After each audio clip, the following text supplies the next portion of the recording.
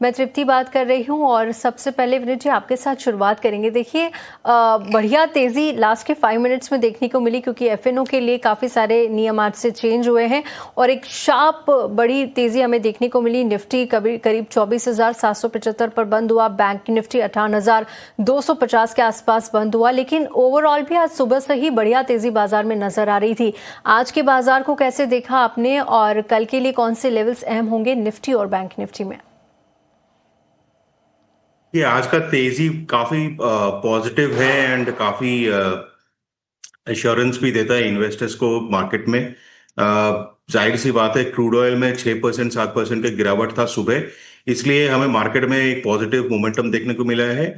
And ऊपर से देखेंगे तो FIIs का बाइंग भी लगातार लास्ट 5 सेशन से चले आ रहा था, तो काफी अच्छा पॉजिटिव आउटलुक मिल रहा था मार्केट से। जहां तक अभी लास्ट मिनट का जो मूव है, I won't be counting not much on that. तो यहां से एक अगर डिप मिलता है, डेफिनेटली 600 के आसपास का डिप मिलता है, या उसके नीचे भी अगर मिलता है 600 के आसपास भी अगर यहाँ से डिप मिलता है तो यहाँ से बाइंग ही चलेगा। नीचे का लेवल्स की बात करेंगे तो नीचे अगर 500 के नीचे अगर मार्केट जाता है तो मेरे ख्याल से 470 429 एंड कहीं ना कहीं पे हम लोग 380 370 के लेवल्स पे आ सकते हैं। वहीं ऊपर के तरफ अगर 600 के पास अगर एक रिवर्सल मिलता है हम लोगों को, तो मे बी 700 एंड 800 का लेवल्स भी क्रूशियल होगा वहां पे। 24,800 एज इट इज एक साइकोलॉजिकल रेजिस्टेंस रहेगा, तो ये लेवल एक बार के लिए देखने वाला होगा। अगर कल मार्केट ओपन होके 800 850 के आसपास से गिरता है तो एक शॉर्ट पोजीशन भी बन सकता है यहाँ पे मोमेंटम को प्ले करने के लिए इंट्राडे में। ऑलराइट, तो विनीत जी की तरफ से इंपॉर्टेंट लेवल्स आपको बता दिए हैं निफ्टी और बैंक निफ्टी में। नितिलेश जी से भी समझ रहे थे। नितिलेश जी, आपने कैसे देखा आज बाजार को? काफ़ी सारे फैक्टर्स थे। क्रूड में लगातार गिरावट है, 6% के नीचे हम देख रहे हैं MCX पर है। ब्रेंट क्रूड में भी गिरावट है और WTI तो $80 के नीचे जाता हुआ दिख रहा है। US ईरान की तरफ से कोई बड़ा वॉर या कोई बड़े डेवलपमेंट की खबर नहीं आई।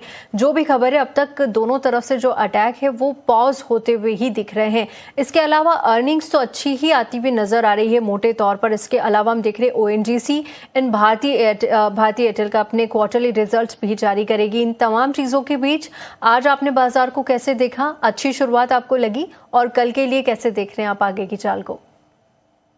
देख, मैंने मॉर्निंग में भी जब शो करा था तभी मैंने एक चीज नोटिस करवाई थी कि जब तक बाजार 24,450 500 लेवल के ऊपर मेंटेन हो रहा है तब तक हम लोग 24,800 की तरफ बढ़ते हुए हमें देखने को मिलेंगे। लेकिन वो लास्ट 5 मिनट का जो एक मूव है वो थोड़ा सा सरप्राइजिंग मूव है। अगर मार्केट का गैप ओपनिंग होता है 24,850 880 के आसपास, तो खुलते ही बाजार में बिकवाली हमें देखने को मिलेगी, क्योंकि आज जो भी लॉन्ग करके गए होंगे वो वहां पे एक सेलिंग प्रेशर ही हमें देखने को मिल सकता है। तो कल का जो अगर गैप ओपनिंग कुछ भी हल्का फुल्का गैप ओपनिंग भी हमें देखने को मिलता है तो वहां पे बिकवाली हमें देखने को मिलेगी। तो 24,600 मार्केट के लिए काफी अहम सपोर्ट रहेगा। अगर 24,600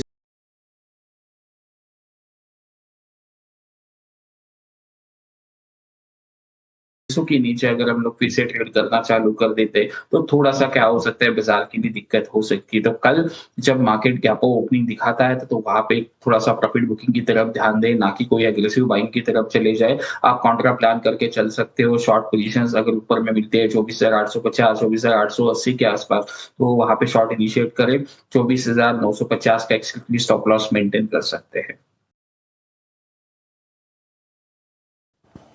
ऑलराइट, तो 24,600 एक क्रूशियल लेवल होगा और आपको कई सारी चीज़ें भी नितिलेश जी ने बता दी है। लेवल्स का खास तौर पर आप ध्यान रखें।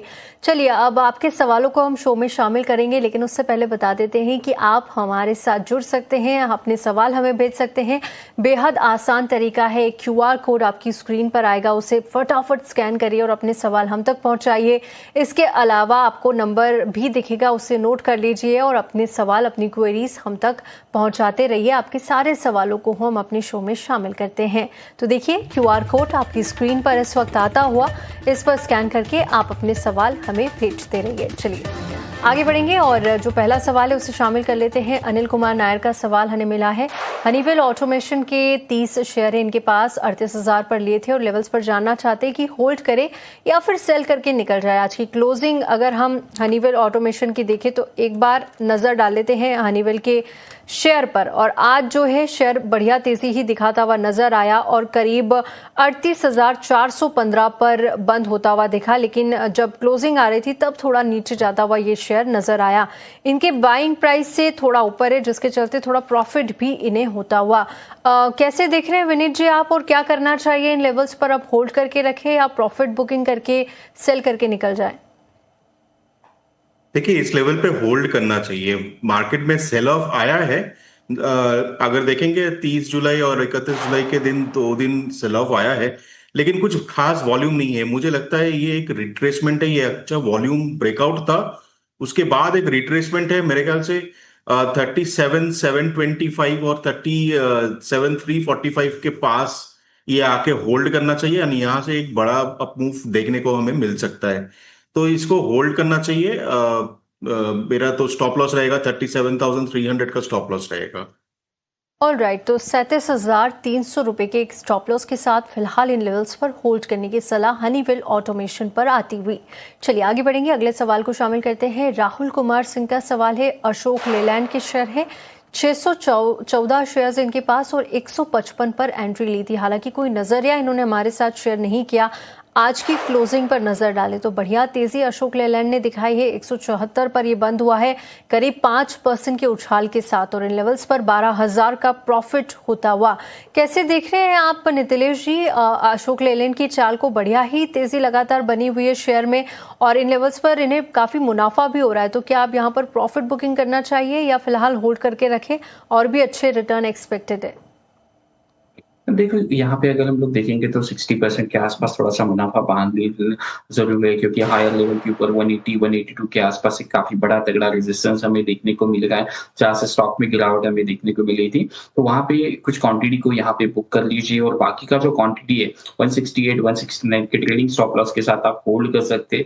अगर 180 को क्रॉस कर देता है तो अगला पड़ाव हम लोग 200 की तरफ देखेंगे, लेकिन अभी के लिए मुझे 180 काफी बड़ा रेजिस्टेंस देखने को मिल रहा है, तो यहाँ पे थोड़ा सा मुनाफा वसूली करना लाजमी है। बाकी का स्टॉप लॉस 168-169 के ट्रेलिंग स्टॉप लॉस के यूज करें। राइट, तो 60% प्रॉफिट बुक करें। 180 के आसपास का जो बता रहे एक रेजिस्टेंस यहाँ पर देखने को मिल रहा है, अगर वो टूटता है तो बढ़िया रिटर्न और बढ़िया लेवल्स आते हुए नजर आएंगे। चलिए आगे बढ़ते हैं। पूजा सावंत का अगला सवाल है। वोडा आइडिया के 4,000 शेयर 16 रुपए पर खरीदे हैं और जानना चाहते हैं कि अब इन लेवल्स पर क्या करें। आज की क्लोजिंग 12.8 पर ये बंद हुआ है, करीब 1.25% की गिरावट के साथ। इनके बाइंग प्राइस से तो नीचे ही लगातार हम देख रहे हैं और क्वांटिटी काफी ज्यादा है, जिसके चलते करीब 12,500 से ज्यादा का नुकसान होता हुआ। कैसे देख रहे हैं आप विनीत जी वोडा आइडिया की चाल को आगे के लिए, और क्या आपको लग रहा है कि अब ये वोडा आइडिया 16 से 20 रुपए की तरफ जाता हुआ दिख रहा है और बढ़िया रिटर्न एक्सपेक्टेड है, या फिर अब यहां से निकल जाना ही बेहतर होगा? बड़ा मुश्किल सवाल है। मतलब इतने सारे हम लोग स्टॉक देखते हैं, लेकिन आइडिया वोडाफोन का चाल समझना बहुत ही मुश्किल है। फिर भी यहाँ पे कोशिश मैं करूंगा कि यहाँ पे देखिए 13 रुपए के आसपास का काफी अच्छा सपोर्ट लिया है स्टॉक में, और अच्छा अगर बोलेंगे 12 रुपए के आसपास भी अच्छा सपोर्ट है। 12 रुपए से 12.75 के आसपास भी अच्छा सपोर्ट है। तो अगर अभी तो लॉस हो रहा है, लेकिन थोड़ा सा अगर वेट करना चाहे तो यहाँ से एक बाउंस होने आने का प्रोबेबिलिटी बचता है। हमेशा हम लोग देखे कि ऐसे स्टॉक्स में एक प्रोबेबिलिटी रहता है बाउंस लेने का, तो यहाँ पे एक पेशेंटली एक होल्ड करना चाहिए एक बार, और 12-12.75 के आसपास से बाउंस आए तो एक बार 14 14.5 के लेवल पे जा सकता है ये स्टॉक, तो थोड़ा सा होल्ड करना चाहिए यहाँ पे पेशेंटली। ऑल राइट, तो पेशेंटली थोड़ा सा होल्ड करके वोडा आइडिया को चलने की सलाह। और सही कहा विनीत जी आपने, काफ़ी खबरों में भी रहता है वोडा आइडिया और उसका इम्पैक्ट भी इमिडिएटली हम देखते हैं कि स्टॉक्स में देखने को मिलता है, और काफ़ी सारे निवेशक हैं जो काफ़ी कंफ्यूज रहते हैं लेवल्स पर और उन्हें भी नहीं समझ में आता कि क्या किया जाए। तो फिलहाल के लिए ये सलाह विनीत जी की तरफ से वोडा आइडिया पर आती हुई। चलिए अगले सवाल को अब शामिल करेंगे। प्रमोद सावले का अगला सवाल है, एरेडा को लेकर इनका सवाल है। 1000 शेयर इनके पास और 182 पर एंट्री ली थी। हालांकि कोई नजरिया इन्होंने शेयर नहीं किया है कि किस पर्सपेक्टिव में पूछ रहे हैं, लेकिन long term and short term दोनों की सलाह हम आपको दिलवा देंगे। 123 पर आज बंद हुआ है एरेडा, करीब 2.5% से ज्यादा की तेजी के साथ बंद हुआ है और 182 पर खरीदा था। बाइंग प्राइस से तो काफी नीचे है फिलहाल, लेकिन क्वांटिटी काफी ज्यादा है जिसके चलते 59,000 का एग्जैक्ट यहां पर इन्हें लॉस होता हुआ। कैसे देख रहे हैं आप नीतिलेश जी अब एरेडा की चाल को? एक तरफ हम देख रहे हैं कि रेन्यूएबल की बातें चल रही है, ये थीम काफी प्ले आउट कर रही है, लेकिन एरेडा में वो तेजी नजर नहीं आ रही है। आपको लग रहा है कि अब यहां से आउट परफॉर्म करता हुआ शेयर दिख रहा है या फिलहाल रेंज बाउंड ही रह सकता है?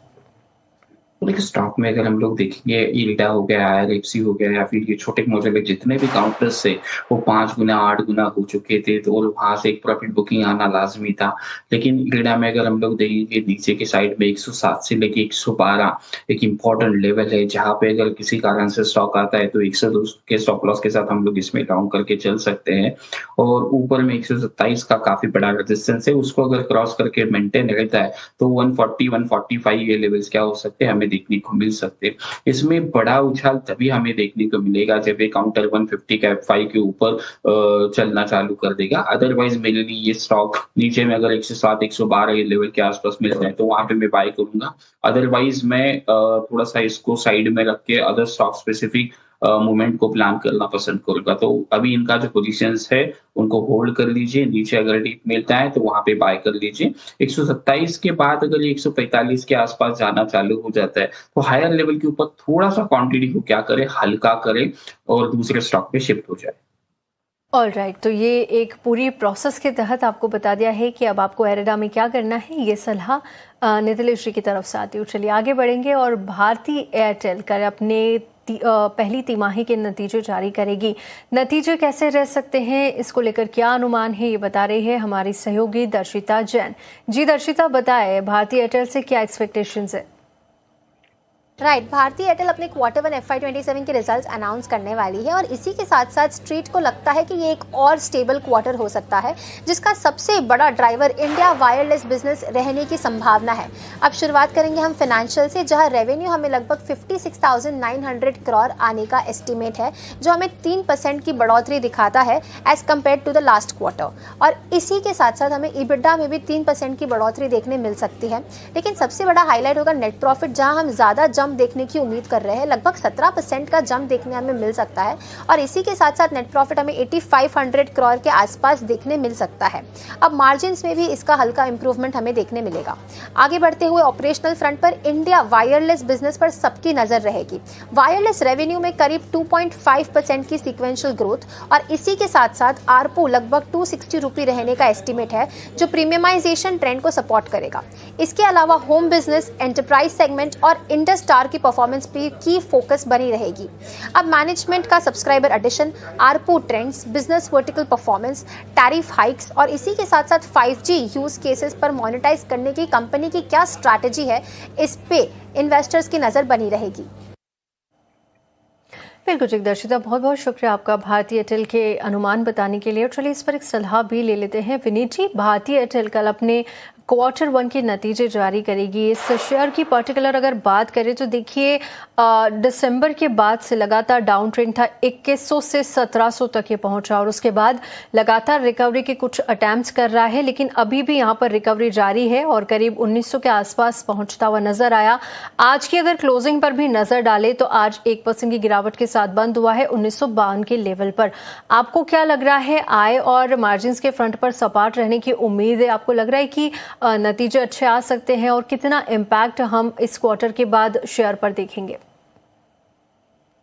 देखिए, जैसे मैनेजमेंट का भी मानना है एंड मार्केट एक्सपेक्टेशन भी है, एक स्टेबल अर्निंग्स की तरफ हम मूव कर रहे हैं भारती एयरटेल में। And Bharti Airtel over a period of years अगर देखेंगे तो एक ट्रू मल्टीबैगर भी रहा है जो इन्वेस्टर्स के लिए। तो यहाँ पे मुझे नहीं लगता है कि चिंता करने की कोई बात है। मुझे लगता है कि रिजल्ट्स अच्छा आने वाला है एंड अगर ये स्टॉक टेक्निकली अगर 1990 के ऊपर निकलता है तो बहुत अच्छा एक रैली मिल सकता है। और अगर डिप की तरफ देखेंगे, अगर नीचे की तरफ देखेंगे तो 1875 का एक सपोर्ट है। 1875 के नीचे जाएगा तो ये काफी वीक हो जाएगा।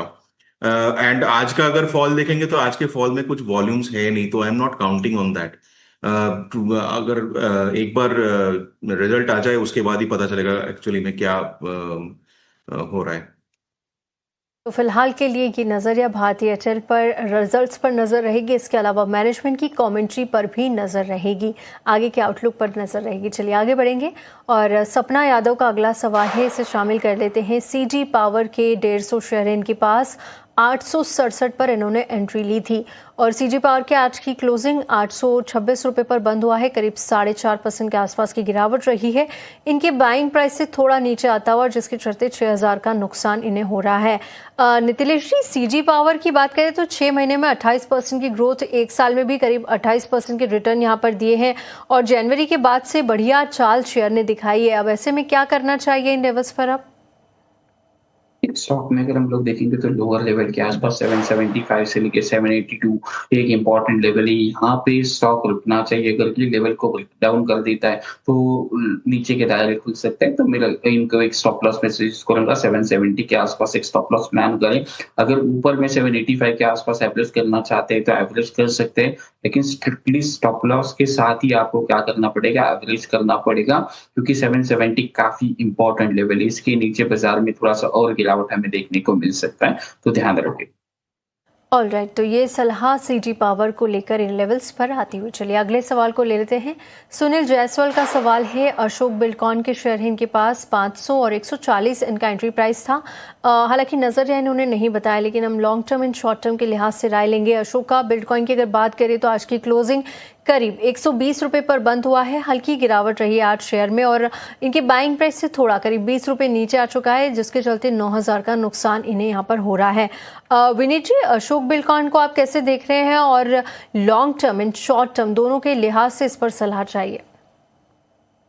लॉन्ग टर्म में तो मुझे बहुत अच्छा लग रहा है स्टॉक, कोई टेंशन वाली बात नहीं है। लॉन्ग टर्म में अगर देखेंगे 100 रुपए के आसपास ये अच्छा एक सपोर्ट लेवल बनाया है एंड यहाँ से एक अपमूव भी मिला था अप्रैल के मंथ में, उसके बाद ये फेज ऑफ हो गया, लेकिन ये इसी लेवल से एक अच्छा वॉल्यूम बिल्डअप भी हो रहा है। अगर वीकली चार्ट्स में देखेंगे, हम लोग डेली चार्ट्स में देखेंगे, कहीं ना कहीं पे कंसोलिडेशन के साथ वॉल्यूम बिल्डअप भी हो रहा है। थोड़ा पेशेंटली होल्ड करना पड़ेगा। अगर किसी ये स्टॉक जिस दिन 140 के ऊपर निकलेगा, बहुत अच्छा मोमेंटम मिलेगा इस स्टॉक में। मेरे ख्याल से we can again see around 155 से 167 का लेवल भी देखने को मिल सकता है यहाँ पे। ऑलराइट, तो लॉन्ग टर्म के लिहाज से काफ़ी बुलिश व्यू यहाँ पर आता हुआ अशोका बिल्डकॉइन को लेकर। चलिए आगे बढ़ेंगे और अब कल के इम्पॉर्टेंट इवेंट्स जान लेते हैं, जहाँ पर आपको ज़रूर से नज़र बनाकर रखने और बताने के लिए हमारी सहयोगी अर्चना शुक्ला हमारे साथ जुड़ी है। जी अर्चना, बताएं कल के इम्पॉर्टेंट ट्रिगर्स क्या रहेंगे? जी, 4 अगस्त के इम्पॉर्टेंट ट्रिगर्स की बात करें तो निफ्टी की वीकली एक्सपायरी है, तो मार्केट में उतार चढ़ाव देखने मिल सकता है। Q1 नतीजों का सीजन चल रहा है, तो निफ्टी के दिग्गज में से भारतीय एयरटेल और ONGC अपने तिमाही नतीजे पेश करेंगे। वहीं अन्य कंपनीज की बात करें तो मैरिको, पीडीलाइट इंडस्ट्री समेत 45 अन्य कंपनीज अपने Q1 रिजल्ट्स अनाउंस करेगी 4 अगस्त को। वहीं कॉर्पोरेट एक्शन की बात करें तो ऑन EMI टेक्नोलॉजीज का लॉक इन पीरियड खत्म हो रहा है।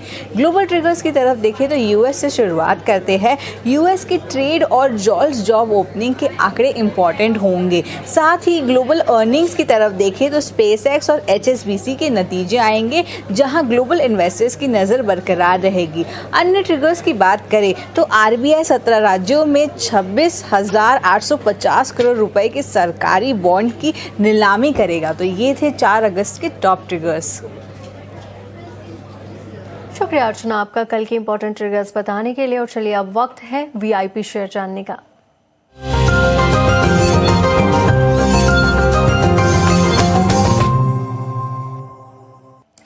नीतिलेश जी, शुरुआत आपके साथ करेंगे। आज की वैल्यू इन्वेस्टमेंट पे क्या रहेगी? देखिए, मैं कोटक बैंक के साथ लॉन्ग जाना पसंद करूँगा। कोटक बैंक में अगर हम लोग देखेंगे तो काफ़ी अट्रैक्शन बन रहा है। 390, 395 के आस-पास जाके काफ़ी बार वहाँ से सेलिंग देखने को मिला था। तो यहाँ पे कंफर्टेबली अगर कल ये 397 के ऊपर निकलता है तो वहाँ पे बाइंग करके चलेंगे। 388 का स्टॉप लॉस रखेंगे। पहला जो टारगेट होगा वो 420, 425 के आस-पास हम लोग प्लान करके चल सकते हैं। लेकिन इस लेवल के ऊपर मेंटेन रह जाए तो सीधा स्टॉक में 485 ये लेवल्स हमें देखने को मिल सकते हैं। कोई भी फ्यूचर ऑप्शंस ना लें, सीधा प्लेन कैश रिकमेंडेशन है। ऑलराइट, तो by cash recommendation Kotak Mahindra bank पर नजर रखें। 420 का टारगेट और 388 का स्टॉप लॉस आपको मेंटेन करना होगा। चलिए विनीत जी, आपकी वीआईपी पिक क्या रहेगी आज की? आज का मेरा पिक रहेगा नौकरी। पहला पिक रहेगा नौकरी। नौकरी ने काफी दिनों के बाद इस एरिया से, इस जोन से एक ब्रेकआउट दिया है 1260 1250 के आसपास। ये काफी ज्यादा रेजिस्टेंस ले रहा था, आज अच्छा वॉल्यूम के साथ ब्रेकआउट मिला है। तो मुझे लगता है कि आने वाले दिनों में यहाँ पे 1300 से लेके करीब 1330 तक 1300 and 1330 is possible. Stop loss maintain कीजिए 1230 के नीचे। दूसरा स्टॉक रहेगा मेरा ग्लैंड। तो ग्लैंड मुझे काफी अच्छा लग रहा है, काफी अच्छा वॉल्यूम बिल्डअप हो रहा है यहाँ पे। अगर डेली चार्ट्स पे भी देखेंगे बहुत अच्छा वॉल्यूम बिल्डअप हो रहा है, ब्रेकआउट भी मिला है एच एक। तो मेरा यहाँ पे रिकमेंडेशन रहेगा टारगेट 2700 के लिए, स्टॉप लॉस मेंटेन कीजिए 2500 के नीचे। राइट, तो विनीत जी की तरफ से 2 बार रिकमेंडेशन आती हुई नौकरी यानी कि इन्फो एज पर आपको नज़र बनाकर रखनी है। यहाँ पर 1300 पहला टारगेट और 1330 दूसरा टारगेट रहेगा। स्टॉप लॉस रहेगा 1230 रुपये का, उसके नीचे का स्टॉप लॉस आपको मेंटेन करना है। इन्फो एज बाय रिकमेंडेशन के अलावा ग्लैंड फार्मा पसंद आ रहा है। यहाँ पर टारगेट रहेंगे 2700 रुपये तक के और स्टॉप लॉस आपको 2500 रुपये के नीचे का मेंटेन करके चलना है। तो आप नज़र रखिए naukri.com और ग्लैंड फार्मा पर। चलिए आगे बढ़ेंगे और एक सवाल को शामिल कर लेते हैं। मनोज गौर का सवाल है, ट्राइडेंट की शेयर इनके पास 2500 क्वांटिटी है और 36 रुपये पर एंट्री ली थी। ट्राइडेंट पर अगर आज हम नज़र डालें और आज की अगर क्लोजिंग देखेंगे तो देखिए करीब 1% की तेज़ी के साथ 24 रुपये पर बंद हुआ इनके बाइंग प्राइस से नीचे, जिसके चलते नुकसान होता हुआ। कैसे देख रहे हैं विनीत जी आप आगे के चाल को और क्या करना चाहिए इन लेवल्स पर? थोड़ा वीक लग रहा है ये स्टॉक टेक्निकल चार्ट्स पे। यहाँ पे लगातार 20 डेली ईएमए पे लगातार कंसिस्टेंटली स्टॉक ने रेजिस्टेंस फेस किया है। आज भी वही हुआ और वहीं से गिरा आज ये स्टॉक। तो मेरे ख्याल से यहाँ पे एक स्टॉप लॉस रखना चाहिए। अगर थोड़ा सा लंबी अवधि में देखेंगे तो भी एक राइजिंग ट्रेंड लाइन के सपोर्ट भी ले रहा है स्टॉक यहाँ पे। तो यहाँ पे एक कंजर्वेटिव स्टॉप लॉस 24 का रखना चाहिए। 24 के नीचे इनको एग्जिट ले लेना चाहिए मेरे ख्याल से। एंड अगर ये स्टॉक ऑन द कॉन्ट्रारी बता रहा हूँ तो दोनों साइड का क्योंकि देखना पड़ता है, 25 26 के ऊपर अगर ये स्टॉक मिलता है तो अच्छा मोमेंटम आपको दिखने को मिलेगा। यहाँ पे कम से कम 28 और 30 के लेवल्स भी देखने को मिल सकता है, बट 36 पहुंचने में थोड़ा सा टाइम लग जाएगा यहाँ पे। ऑलराइट, तो ट्राइडेंट पर ये सलाह दोनों तरफ के लेवल्स आपको बता दिए गए हैं। अगला सवाल है रतन यादव जी का। टाटा मोटर्स सीवी के 1000 शेयर इनके पास 400 रुपये पर खरीदे थे और इन लेवल्स पर लॉन्ग टर्म का नजरिया लेकर चल रहे हैं। बढ़िया प्रॉफिट में है इन लेवल्स पर। बहुत बहुत बधाई अगर आप सुन पा रहे हैं। आज की क्लोजिंग 452 रुपये पर हुई, करीब 3.5% की तेजी के साथ बंद हुआ। नितिलेश जी, टाटा मोटर्स सीवी आगे की चाल कैसे देख रहे हैं आप और क्या इन लेवल्स पर प्रॉफिट बुकिंग करना चाहिए? नहीं, इनको थोड़ा सा मैं वेट करने की राय दूंगा। काफी समय के बाद टाटा मोटर्स में थोड़ा सा रौनक फिर से लौटती हुई हमें देखने को मिलेगी। तो बिल्कुल बने ही रहिए, एक स्टॉप लॉस मेंटेन करें 430 432 के आसपास, और उसके नीचे जाता है तो ही स्टॉक में खराब मैं मानूंगा। लेकिन ये काउंटर फिर से अगर 457 460 ये लेवल के ऊपर मेंटेन होता है तो फिर एक बड़ा रनअप हमें इस स्टॉक में देखने को मिल सकते हैं। तो बिल्कुल बने रहिए और स्टॉक बढ़िया आपने पिक किया, अच्छे लेवल के आसपास। काफी समय के बाद मुझे किसी व्यूअर का ये प्रॉफिट देखने को मिला है टाटा मोटर्स में, तो बिल्कुल बने रह सकते। अच्छा खासा लेवल पे आपने लिया है। ऑलराइट, तो फिलहाल बने रहने की सलाह और अच्छे रिटर्न्स एक्सपेक्टेड है टाटा मोटर्स सीवी के लिए। चलिए इसी के साथ अब कल की तैयारी को हम यही समाप्त करेंगे। विनीत जी, नितिलेश जी, बहुत बहुत शुक्रिया आप दोनों का हमारे साथ जुड़ने के लिए, विस्तार से बातचीत करने के लिए और हमारे दर्शकों को गाइड करने के लिए। शुक्रिया।